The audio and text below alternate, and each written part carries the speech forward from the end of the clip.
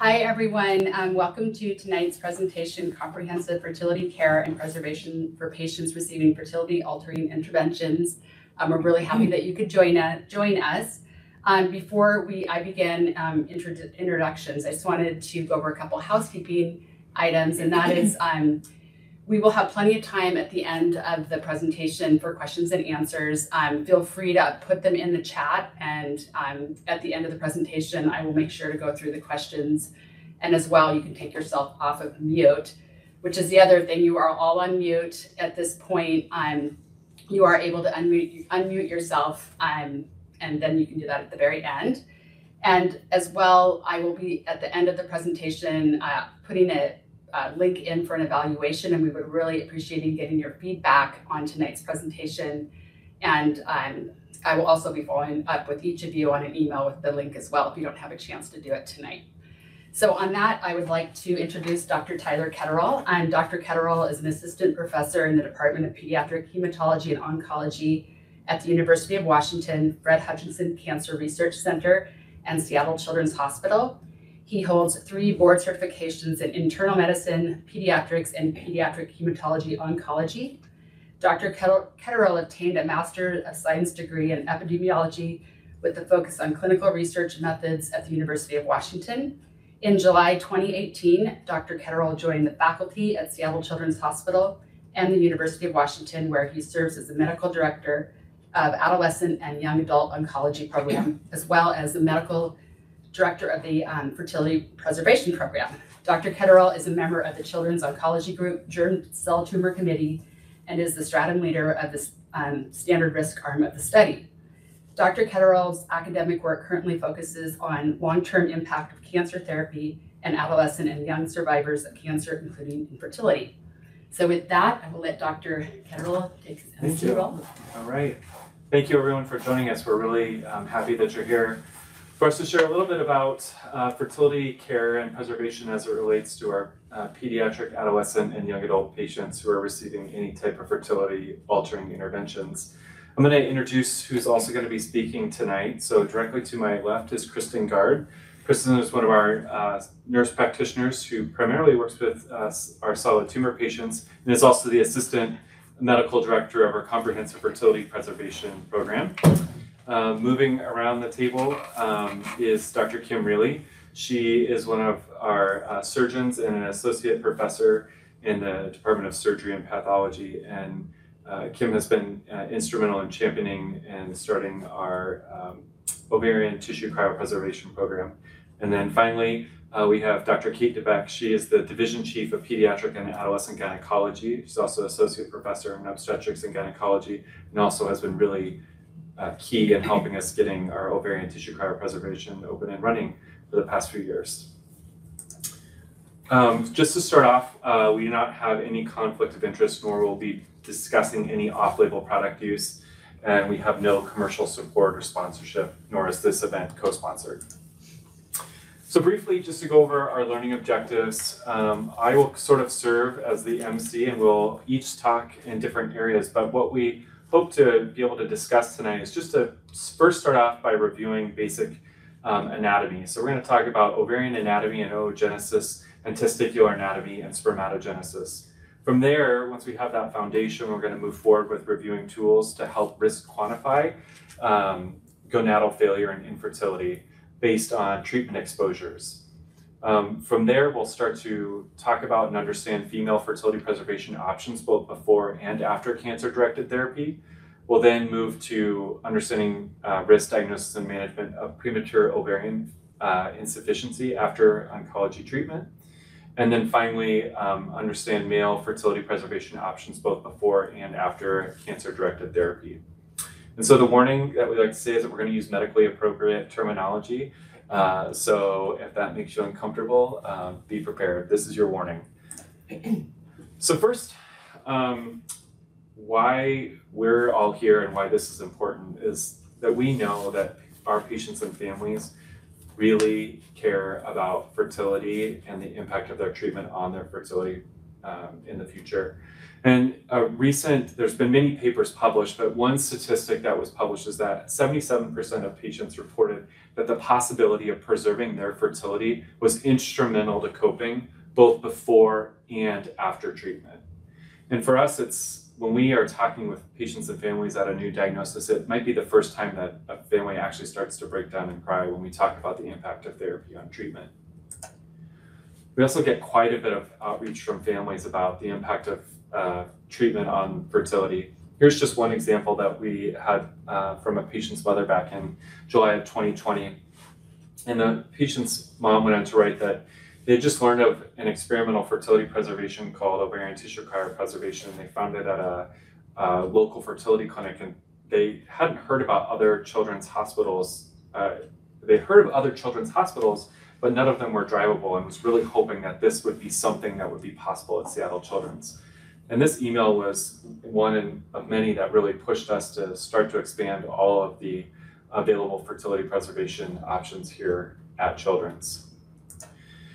We also got an email from one of our pediatric and adolescent gynecologists who said that they met with a patient and that they were very sad that her ovaries are no longer functional and that she would not be able to use her eggs in the future for IVF with a gestational carrier. She said that I think she's just now coming to terms with what that reality and appropriately grieving. Mother felt guilty that she did not advocate for fertility preservation earlier. Because, you know, these kind of emails to me highlight both the concern about fertility right up front at diagnosis, but also how it can have an impact even after cancer therapy is completed and in the survivorship period. So when we think about the oncofertility movement, it's actually relatively young in that it's really less than 20 years old. The first position statements really came out in 2004, and they came from the American Society of Reproductive Medicine, who first had their first special interest group, as well as the President's Advisory Council that had a report on survivorship and recognized infertility as a top concern. We then moved forward, and the first real ASCO guidelines of the American Society of Clinical Oncology were published in 2006. And it wasn't until 2012 that we had some of the first position statements. The first one was that egg freezing was deemed no longer experimental, and this was in 2012. Prior to that, we had other mechanisms like sperm cryopreservation. And then moving forward, most recently, which we'll talk about here later in our talk, is that ovarian tissue cryopreservation was deemed non-experimental by the American Society of Reproductive Medicine. So a relatively young but quick-moving field. So first, now kind of launching into kind of that basic anatomy and physiology, so we have a starting point to talk about. So we know that the ovaries and testes have multiple functions, but just to review, for the ovary, it has both the function of being a reproductive organ as well as producing hormones. So for our female patients, we know that they are born with all of their supply of oocytes or eggs that they'll have at birth. And the ovary also produces hormones such as progesterone and estrogen in its various forms. And for the testes, also has similar functions of reproduction and hormone production. But for our male patients, the difference is that sperm production doesn't start until puberty and then continues onward. And obviously the hormone made by the testes that is very important is testosterone. So I want to start by talking a little bit about ovarian anatomy and sort of how I talk about this with patients and families. The ovary can vary in size for a very young patient, maybe about the size of a black bean or slightly larger. And then for our more mature, older patients, about the size of a large grape. On the outside of the ovary is the cortex, which I describe as being the skin on a grape, and that contains many of the follicles and oocytes. The inner part is kind of like the meaty, fleshy part of the grape, and that's the medullary cavity. And so this picture in the middle highlights when you can separate that outer cortex from the middle part, with that outer big white rectangle representing the cortex containing all of the oocytes and follicles. Moving next to spermatogenesis, this is a cross-section of a testicle. And you can see there is a large system of tubules known as the seminiferous tubules. And within these tubules, you have different cell types that are leading towards more mature sperm. So there's a cross section on the right, which shows that there's at the outer lining or edge of the tubule, there's the spermatogonial stem cells. And then as the cells mature, they become mature sperm, and that occurs after puberty. So when we talk about mature sperm, the thing that we really need to do is try and provide some sort of sexual maturity staging. And so we use the male Tanner staging system. And so when we talk about sperm banking for patients, we typically say that patients need to be somewhere at Tanner stage 3 or above. And so Tanner stage 3 can be described by pubic hair distribution, but one of the other things you can use is testicular volume. And so a testicular volume of at least about 10 to 13 milliliters can be indicative when a patient might be has a higher likelihood of being successful with sperm cryopreservation. And that can be typically done with orchiometer beads or just by experience. So now that we have that baseline of an understanding that we have female patients who have ovaries that contain all of the eggs at birth, and you have male patients with testicles who have sperm that does not begin to develop until puberty, we'll now this will inform how we think about fertility preservation options and risk quantification. So when we think about things that are particularly damaging or toxic to the reproductive organs, we think about really kind of 3 major categories. The first being radiation. And so radiation comes in many different forms, whether it's focal beam radiation. We also have radiation exposure as part of a pre-bone marrow transplant conditioning, sometimes referred to as TBI or total body irradiation. We also have other specific chemotherapeutic agents. So the major category we think about is alkylating agents. So these are chemotherapeutic medications such as cyclophosphamide, ifosfamide, which are used commonly in solid tumors and in some leukemia patients.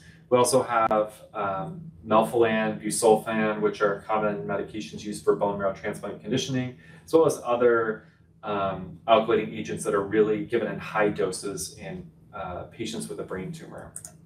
And then finally, the last one is platinum contagion agents, so cisplatin and carboplatin agents, and that would be primarily used in patients with solid tumors or brain tumors. So not all alkylating agents are created equal, and some are less toxic to the gonads and others are much more toxic. And so there is a calculator that's been developed to kind of help bring them into alignment. So patients are getting multiple of these different agents. You can plug their total dose into this thing called the cyclophosphamide equivalent dose calculator, which can be found online by just Googling that exact term. And there you can type in the total dose in milligrams per meter squared, and you can get the total CED or cyclophosphamide equivalent dose, which will be important when I go to the next slide to show what risk category a patient might fall into.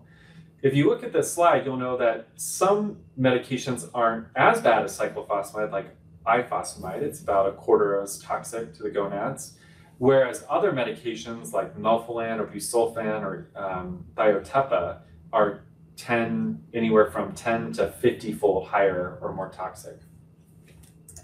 So once we've thought about this as far as the toxicity, let's talk about what's actually potentially happening. And so I want to start by looking at the female patient population.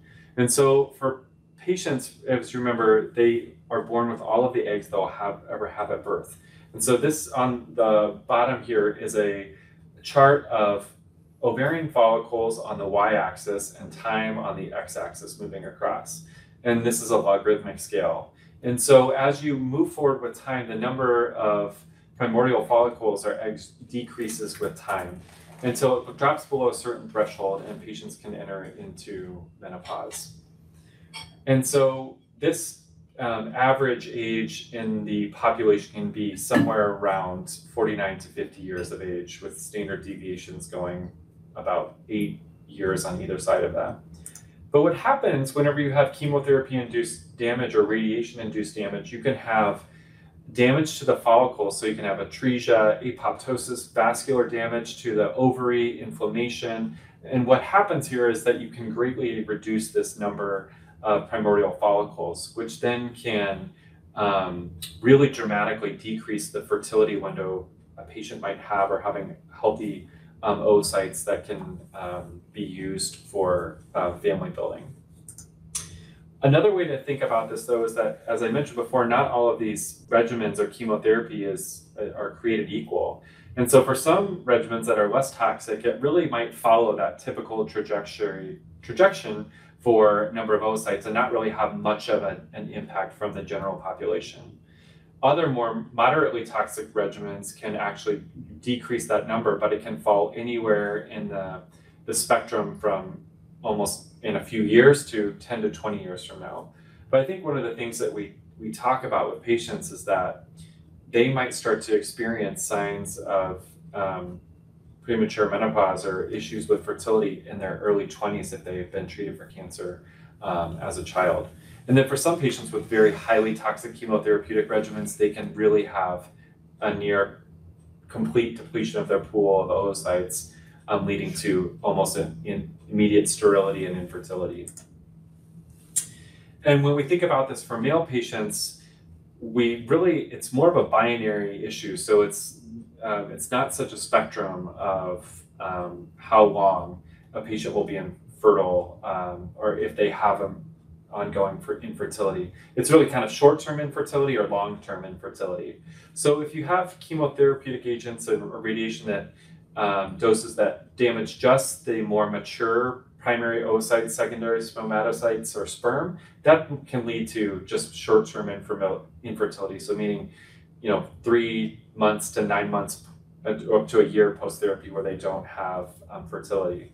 But if you start to damage the spermatogonial stem cells, that's where you actually get long-term infertility in male patients. So in the middle of 2020, one of the first standardization and risk assessment tools was published coming out of the Oncofertility Consortium, and particularly the Pediatric Interest Group, or a Pediatric Initiative Network, that was led by Lillian Meacham. And they developed a tool to start to risk stratify gonadal insufficiency and infertility for childhood, adolescent, and young adult patients going through cancer. And so this here is a female risk stratification chart. And so moving down that first column are different types of exposure. So alkylators, heavy metals, transplant, radiation exposure. And then moving across the top are the different risk categories. So the risk categories that they give patients are minimally increased risk, significantly increased risk, and a high level of increased risk. For female patients, the alkylator exposure can actually, in the risk group that's assigned, varies by pubertal status. So patients who are prepubertal can theoretically tolerate higher levels of alkylating agent before it leads to infertility. And one of the thoughts behind that is that in a prepubertal patient, the ovary is more dormant and therefore may not necessarily be as affected by the chemotherapeutic agents.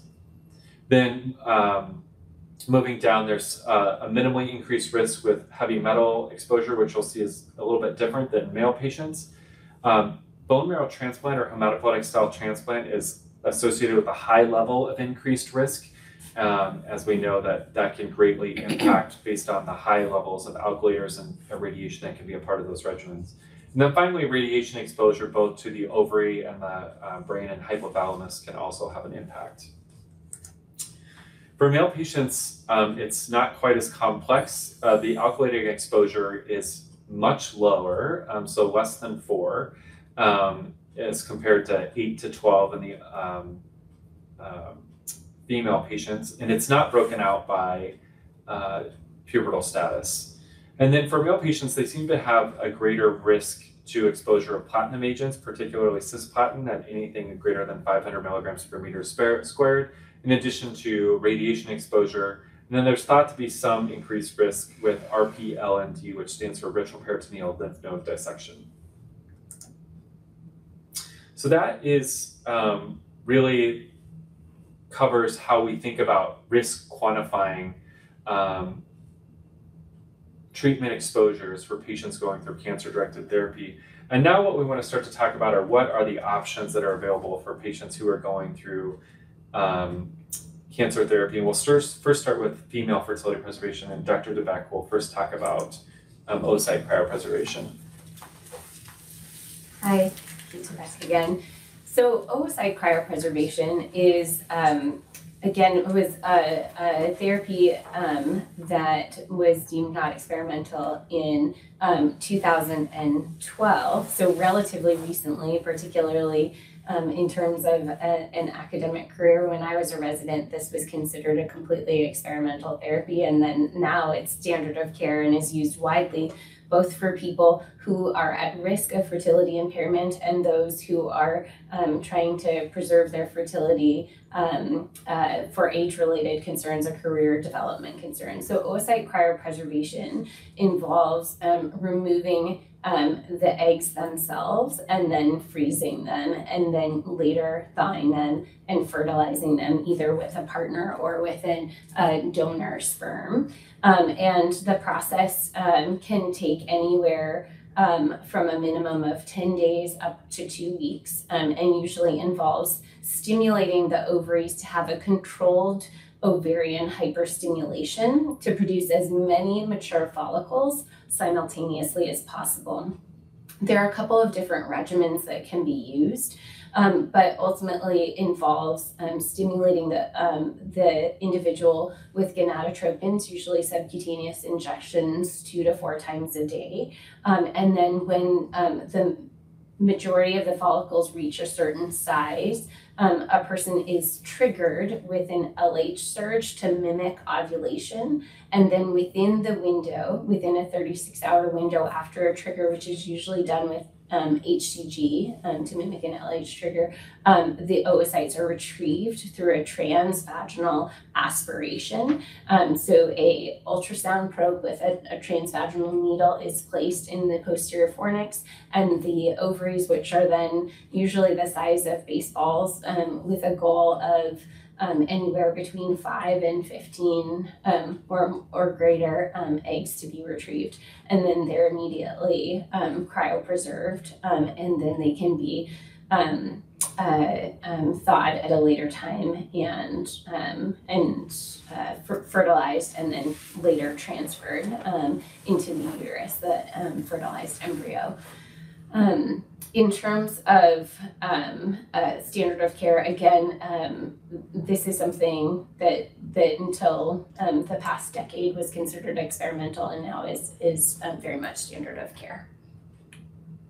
And then 7 years after oocyte cryopreservation became not really even standard of care, but gold standard, in December of 2019, ASRM, which is the Society for Reproductive Medicine, released a statement that included a part about ovarian tissue cryopreservation, where they said that it should no longer be considered experimental. And I think it was the combination of this statement from this organization as well as patient interest that really was the catalyst for Dr. Ketterall to lead the charge to bring ovarian tissue cryopreservation to Seattle Children's.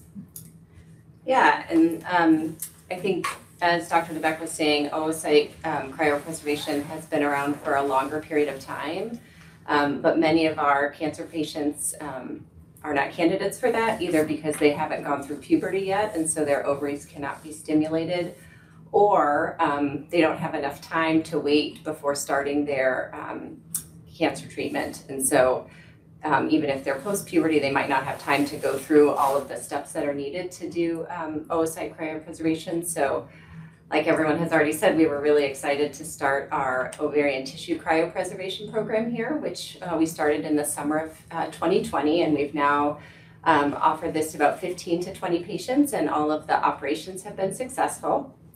And there are two real scenarios where we have been able to incorporate this into a patient's care, and I hope no one is grossed out by OR pictures, but I love them. Anyways, so the picture on the left is a toddler who's undergoing a major operation for a abdominal tumor resection. These are usually neuroblastoma patients who will also be getting post-op radiation, or sometimes patients with advanced Wilms tumors who we know will get radiation after their operation. And so these are big surgeries, and it's very easy for just a few minutes during the operation to just remove a little ovary. I hope you guys can see my cursor, but that's the ovary in the toddler. And then either Dr. Ketterall or Kristen will come and pick up the ovary and send it where it needs to go. The other scenario is patients who are going to get a bone marrow transplant, either for leukemia or other diagnoses. And so these patients are usually going to have some type of line placed under anesthesia. And so we will usually combine a laparoscopic operation to remove an ovary at that time. And this can also be done in babies or teenagers. And so it doesn't really add much length of stay. Patients can often go home the same day of the procedure, but it really, again, gives them additional options in the future. And then in the operating room, after we take out the ovary, we cut it in half, place it in some media, and then it's taken to one of a couple of different labs that we work with, where, as Dr. Ketterall demonstrated before, they separate the cortex from the medulla and then cut the cortex into little strips, which are then slow freezed and stored for a variable period of time until they are ready to be used. So once they are ready to be used, this is not a portion of the process that we have done at Children's, because by this point people are much older. But what is done is the tissue is thawed and then transplanted back into the patient, and there's a couple of different places you can put it. This top row is depicting transplanting it into the remaining ovary by kind of causing a little injury to the surface of the cortex of the remaining ovary, and then just laying the strips of the preserved ovary over the top. And then they just lay a sheet of Surgicel, which is like a hemostatic sheet of material that kind of holds the cortex in place. Another option is to create a little window. So this is, again, a laparoscopic view looking down into the pelvis, just making a little opening in the peritoneum, which is the lining of the abdominal cavity, and then just laying in the strips of ovarian cortex, and again, covering it with a piece of Surgicel. And either of these methods have been shown to be effective. These pictures were taken from a report by a multi-center European group, when they had about equal efficacy in terms of conception with either of these methods. And what they found was a few months after the tissue is reimplanted, the women would start to have endocrine, the tissue would have endocrine function, so they would start menstruating again. And both of these methods had about a 1/3 chance of leading to conception. So again, cryopreserved tissue can be autotransplanted either into the subcortical region of the remaining ovary. You could also go to the bed of where the ovary was removed in the first place, or make a peritoneal window. There are some reports of the cortex being reimplanted in the subcutaneous tissue of the forearm, and leading to at least endocrine function. And I should say that with the autotransplant into the ovary or the peritoneal window, those women have given birth either through in vitro fertilization or some natural conceptions, and it seemed like the rate of those two was about the same. There's also the possibility of, rather than reimplanting the tissue, but maturing those eggs in vitro, but that's still considered very experimental. And then overall in the literature, there have been at least 185 live births that have been reported. That's probably not an up-to-date number, but we're hoping by the time our patients are old enough, it'll be even better. Next Excellent. Yeah. So I really believe that it was this number of live births internationally. I know Europe has really led this field quite a bit. That's led to the ASRM statement, as well as patient families advocating that this has now been deemed non-experimental. I just want to share a couple of really exciting case reports that have been published in the last 7 years. And the first was a patient who had sickle cell anemia who was diagnosed at age 5, had pubertal changes at age 10, but later went on to receive a bone marrow transplant, and at that, prior to the transplant, had ovarian tissue cryopreservation at age 14 as a curative measure for sickle cell disease. Prior to the transplant and the removal of the ovary, the patient had not undergone menarche, but then had induction of menarche at age 15 and a half. So the patient had the ovarian tissue transplanted back into her body at 25, and prior to the transplant had premature ovarian insufficiency confirmed, and the residual ovary was placed into the peritoneal bursa and in the subcutaneous tissue. And so at 5 to 21 months post auto transplantation of the tissue, the patient had a return of normal FSH and LH to the premenopausal range. She developed regular periods and had follicles seen on ultrasound, although it was mentioned that her AMH was undetectable, and that can be a marker of follicular reserve. The second case that was also really exciting was just published in the last year, and this is a patient who had acute lymphoblastic leukemia, which is the most common cancer we see in pediatrics. And so this patient was diagnosed at 14 years of age, went on to receive a bone marrow transplant as part of her curative regimen, which included total body irradiation. And so this happened at age 14. And so the patient had OTC after she had already received some chemotherapy and gotten into a remission status. The patient then had documented permanent ovarian failure. And so she had her first ovarian tissue auto transplant at the age of 29, which was not successful, but then had more tissue transplanted at the age of 30. And at the time of the publication, this patient had had a pregnancy achieved through IVF and had a healthy baby boy at 35 and 5 weeks. And then at the time it was published, was at 35 weeks and had a pregnancy that was established by natural conception. So this was really exciting because this is a very common patient that we see at Seattle Children's on a regular basis.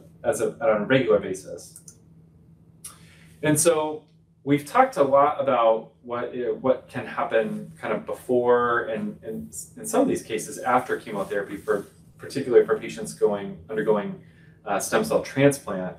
But what about after chemotherapy? And so thinking through the options that we've discussed, so the first one being oocyte cryopreservation, which requires stimulation and then retrieval of oocytes. That really can only be done after a period with no chemotherapy exposure. So at a very minimum, 4 to 5 months after chemotherapy exposure. And we also talk about this with patients who did not collect any oocytes or do any fertility preservation procedures. We talk about when they might want to do that in their early adolescence or young adulthood, as they might be at risk for premature ovarian insufficiency. And then finally, one of the other limitations that we have to think about is recovery of immune function. And one of the things that we talk about is having an absolute neutrophil count of being greater than 750. For ovarian tissue cryopreservation, one of the exciting things about this is that you can actually do this even after chemotherapy exposure, and you don't need to wait a period of time with this washout period of 4 to 5 months. So for patients who we want to get into remission with chemotherapy, but then need to go right into a bone marrow transplant, once they've had enough marrow recovery, we can offer ovarian tissue cryopreservation within a week of starting their bone marrow transplant conditioning, as long as they've not received a high level of chemotherapy prior. So now I'm going to pass it over to Dr. DeBeck to talk about premature ovarian insufficiency. I just wanted to take a couple of slides to talk about this. We also will use the term primary ovarian insufficiency because the level of defect is at the level of the ovary typically. We know that there, through all of your hard work, that pediatric and adolescent cancer patients are surviving and much more than they have in the past. And we want them to be able to not only survive but thrive. We also know that the ovarian follicular damage that can be incurred in the course of their treatments can be irreversible. And that infertility can affect many of the patients. And Dr. Ketterall has already explained that there are some regimens, including those for prior to hematopoietic stem cell transplant, where the risk is incredibly high and nearly certain that someone will have primary ovarian insufficiency. And I think we've thus far been focusing on primary ovarian insufficiency as it pertains to fertility, but the ovaries do another important job, and that's to produce the hormones estrogen and progesterone.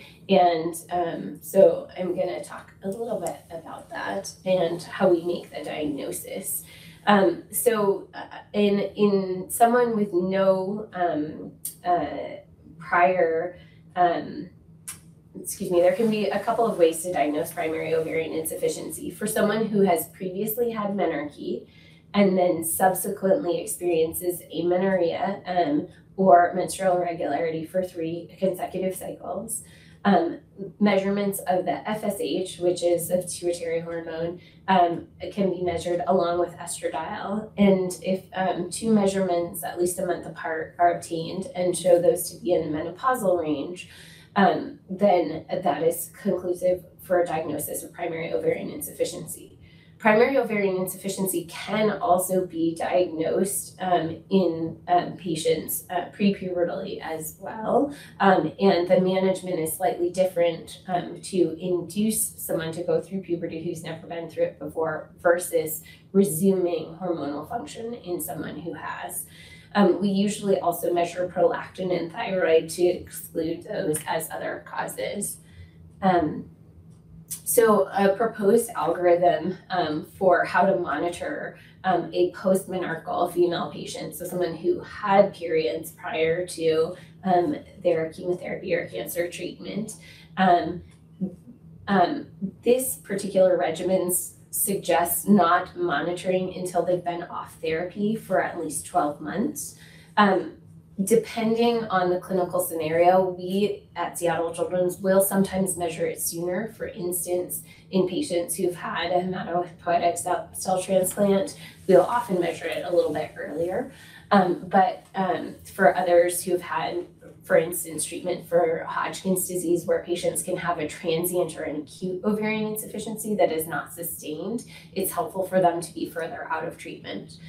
And you would measure, you would assess clinically if they're having menses or not, assess their gonadotropins and estradiol, and then continue to follow. If they have regular menses, normal FSH, then it depends on what their baseline risk is. If they're high risk, they recommend getting an AMH. I think more and more that is something, that level, the anti-Mullerian hormone that measures the follicular reserve, is something that we often do upfront.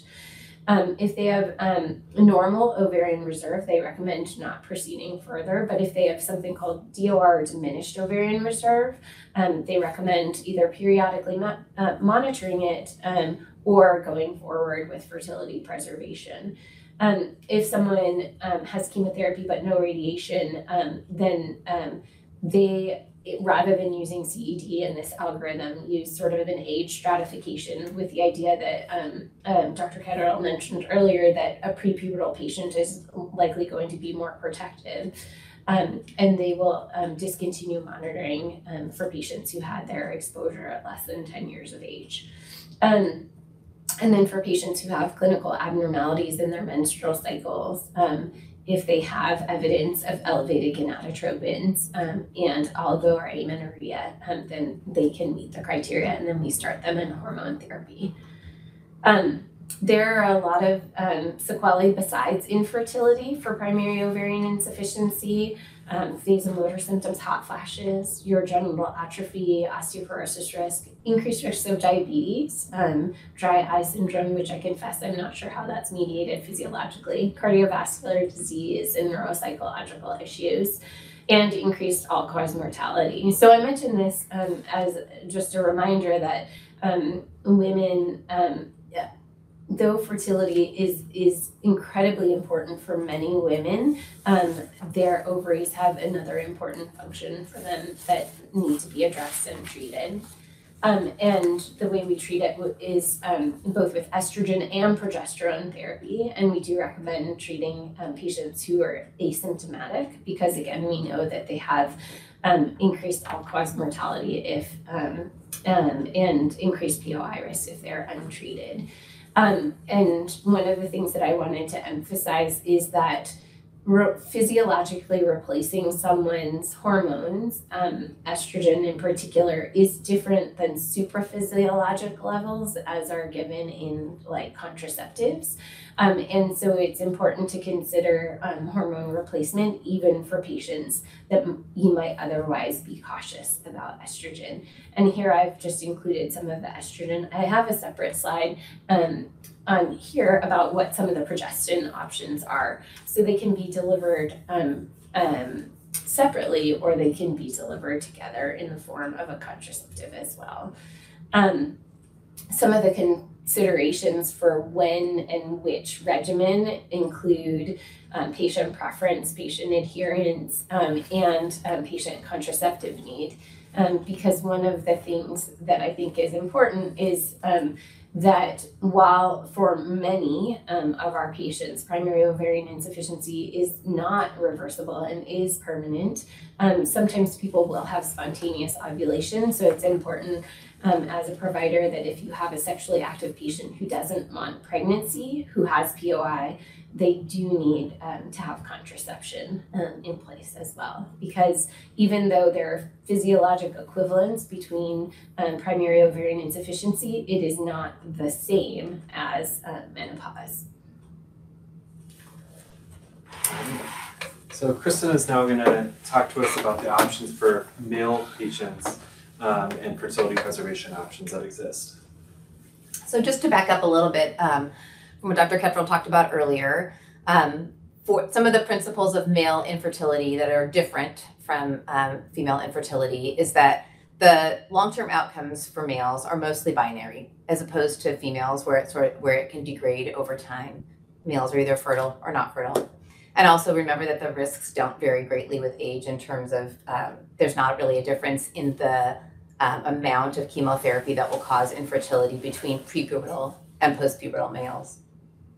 And then I think it's important to remember too that the temporary azoospermia that can come from chemotherapy can be of really variable length, and is why we make our recommendations that are very nuanced for each patient and the therapy that they've gotten. Sometimes just the stress of cancer diagnosis itself, or the stress of having cancer, can produce azoospermia, which makes it a little bit difficult to collect at the beginning. And sometimes it takes a while for patients to recover, and sometimes we can't always predict how long that's going to be. And so some of our guidance for patients has to do with how long we think that's going to take and when is a good time for them to do some of these fertility preservation procedures. I think probably the most familiar one for most people is going to be the process of sperm banking or sperm cryopreservation. Again, patients that go through this must be at least at Tanner stage 3, so that's about plus or minus about 13 years old. Doesn't always require a physical exam if a patient is well into puberty, but for those kids that are on the border, a physical exam can be really helpful at predicting at whether they're going to be successful or not. Patients also must have masturbated previously, and after doing several of these interviews, you can really tell pretty clearly which patients understand what that means and which don't. Can't be the situation where a parent's going to teach them about it or tell them about it.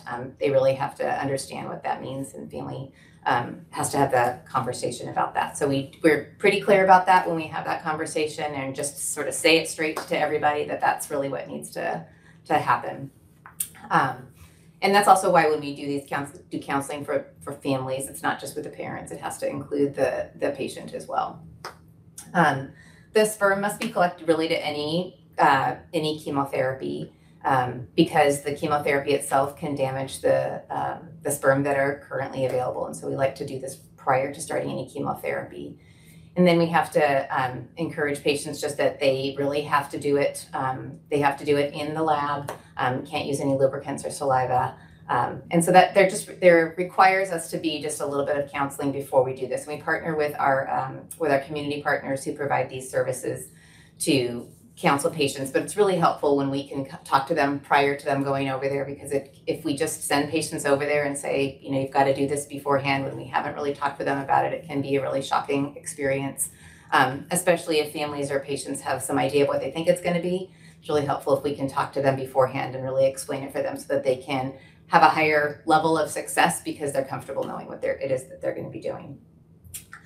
This procedure can be done really both inpatient or outpatient. I think ideally we like to send patients outpatient to do it over in the lab if they can go. So we'll send them out on pass if they're admitted to the hospital if they can. If they are not otherwise well to leave the hospital, we also have a way that they can safely and comfortably privately do it here in the hospital. And then families just zip it over to our community partners to have it frozen down. The cost ends up being about $500. There are some ways that we have to help families to pay for that. And then they pay about $250 a year to store that sperm. And then you can look later on to see if they are still azoospermic later in their life. If they're not, then they can give up that banking and they don't have to continue to pay to bank it anymore. But that way we give them the option to be able to look. One other way that we can do this, that's actually just the sperm cryopreservation for patients that can't functionally ejaculate due to disease, that we have our urology partners do the testicular sperm extraction, which is different than taking the tissue. That is taking a little bit of tissue that then the sperm is extracted in the lab and stored just as the sperm sample. An exciting new option that we have just now at Children's Hospital, we just opened up our research protocol to offer testicular tissue cryopreservation. And we'll be performing that early this spring on some of our first patients. This involves the surgical removal of a portion of an immature testes. So this is exciting because this gives an option to males who have not yet gone through puberty and don't have mature sperm cells. So this is just freezing down the actual testicular tissue itself rather than extracting the sperm from it. So far, no sperm recovery has been reported from these procedures, and there haven't been any live births. So the procedure of taking the tissue out is a very well documented procedure from our urology colleagues. So that's not the experimental part, but how they're freezing it and what they're using it for afterwards that's what the research study is about. We're really only going to be offering this to our highest risk patients. So it wouldn't be like a protective procedure in case you lose your fertility later. It would really have to be for patients that we know that they are going to have some sort of treatment that will render them sterile afterwards because it is a research protocol. It'll be again for prepubertal patients. And then really the use of it is contingent on our future development and research of stem cell maturation techniques. Again, another word about post-chemotherapy, as we talked about that for females as well. I think ideally the main thing I want you to take away from this is that even though we're talking about post-chemotherapy, it is really strongly recommended that any sperm be collected before the initiation of treatment.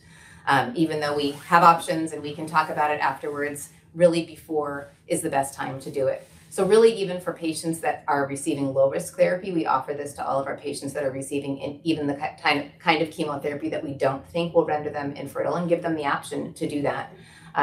Just because of the uncertainty of a cancer diagnosis and the possibility of relapse that might change their treatment going forward. So we offer them the ability to be able to do that and to store it and then check later on. And we make them a problem in their problem list so that we can circle back with them later on to know if that's something that they want to continue to do. We do not offer sperm banking for patients that have already started their chemotherapy, and that really has to do with potential of the genetic damage to the sperm that are being affected currently by chemotherapy, and also why we recommend that males use birth control when they're receiving chemotherapy, so as not to use any of the sperm that have been affected by the chemotherapy.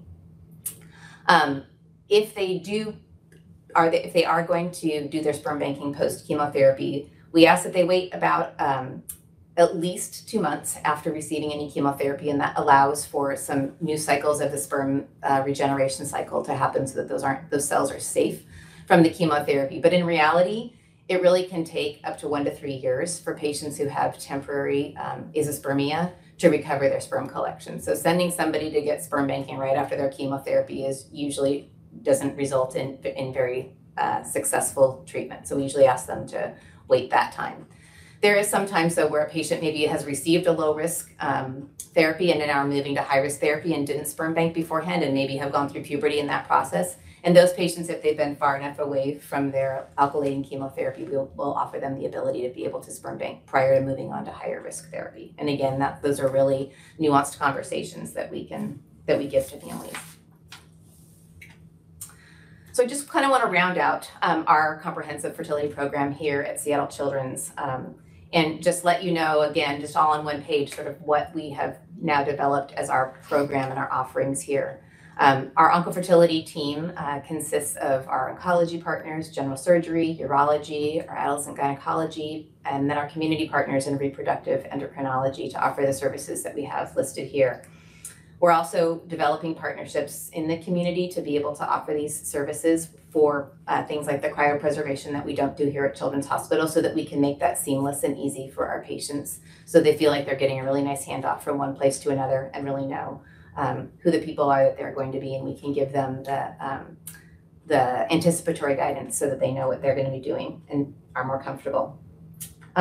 We're also, as part of our program, developing advocacy and education, both for our providers here and also for our patients, so that really we're preserving choices for families, so that they feel like prior to their having any kind of infertility treatment, that they understood what their risk was, that they understood what their options were, and they had an opportunity to go forward with those options. And if they didn't have options, that we can give them the counseling to know what else that they can be doing in terms of family building, and that they have their appropriate partners to meet with after they're done with therapy. So finally, I just want to talk a little about some of our legislative efforts here in Washington State. So currently in Washington State, fertility preservation is not a mandated procedure that needs to be covered by insurance. And so under the leadership of Dr. Chris Herndon at the University of Washington and a whole other group of people across the state, we have developed a kind of a working coalition, and we have worked to introduce the Washington State Building Families Act. This has undergone a review, which is called a Sunrise Review by the Washington State Department of Health, and has been favorably reviewed and recommended for being passed by the Washington State Medical Association. This bill was introduced this past year, both into the House and to the Washington State Senate, and is now undergoing another financial review for hopefully being introduced next year. But if this is something that you would like to be interested in, these efforts to help really bring all of these services equitably to all patients in the Washington State, please don't hesitate to reach out. But what I can say is that we've worked in close partnership with the Coordinated Care team in Washington, which manages many of the different Medicare and Medicaid services. And we now have ovarian tissue cryopreservation covered under the EPSDT program. And so that stands for the Early Prevention of Screening and Treatment of Disease. And so this actually is now a mandated coverage for oocyte cryopreservation. So that really summarizes what we have to present today. I hope that you found this informative. But the takeaways that we hope that you have learned that there are new female fertility preservation methods such as OTC that is available, and that male fertility preservation methods are limited but should be offered prior to receiving any gonadotoxic therapy. And we now have an experimental protocol for our prepubertal patients as well as our pubertal patients who for whatever reason couldn't do sperm cryopreservation. We have new tools to help risk stratify, and that includes the Meacham paper that I described from the Aqua Fertility Consortium and the Pediatric Initiative Network. And that fertility preservation is really important to patients and plays an important role in coping. And so that is all we have, and we hope to take any questions. I did get one question in the chat box from Matthew Miller. What do you define as your highest risk patients with regards to treatment exposure? Is it based off the new treatment CED dose the patient will be exposed to? That's a good question. I think what we try to do anytime that we get a referral for fertility preservation is we try to obtain all of the past exposures, surgeries, chemotherapy, and we do use that cyclophosphamide equivalent dose calculator to not only import what the patient has received, but what they're going to receive. But in regards to radiation, cyclophosphamide, cisplatin, and alkylators, we really take all of those things in combination to determine a risk. I don't know if Matt, if that answered your question, but yes, we do really use the cyclophosphamide equivalent dose as that exposure. And feel free to unmute yourself as well if you want to ask a question live. I think a couple more. Does male sperm production decline with time after recovery? For example, if a male patient received high-risk treatment and sperm analysis after a few showed low sperm count, do you recommend cryopreservation at that time? That's a really good question. Actually, I just had that question. Somebody came to me and asked that question. I think it depends on how long it was the first try. After that, I think it's sometimes worth giving it another try and giving it a little bit more time. Sperm production can come back after, longer than after a year. So I think it's worth a try. Sperm production doesn't decrease over time, but it can take a variable amount of time that we can't always predict for when it comes back following therapy. I think your question was in response to like a real high risk therapy. And generally that is pretty definitive of patients that wouldn't have their sperm production come back. But I've had patients that really, really wanted to check and really, really wanted to try, and that was very, very important to them, and they're moving on and functioning to understand if that was reality or not. And so those patients do have their semen analysis following therapy. The one other thing I'll add to that is that there are new methods for fertilizing with sperm, and so newer methods such as intracytoplasmic sperm and ICSI, intracytoplasmic sperm injection can be used for patients who do have lower sperm counts in their semen for various reasons. And so that can be an option for family building, even with these lower numbers. So with ICSI, they are able to take a semen sample, isolate a single sperm, and inject it directly into an egg.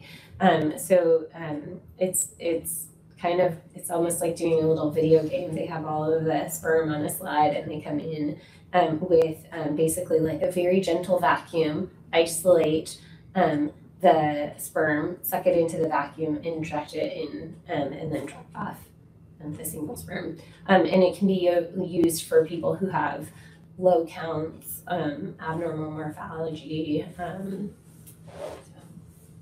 or poor swimmers. Okay, another question. How do we refer a cancer survival patient to be evaluated for fertility options if they still have endocrine function of the gonad? So I think that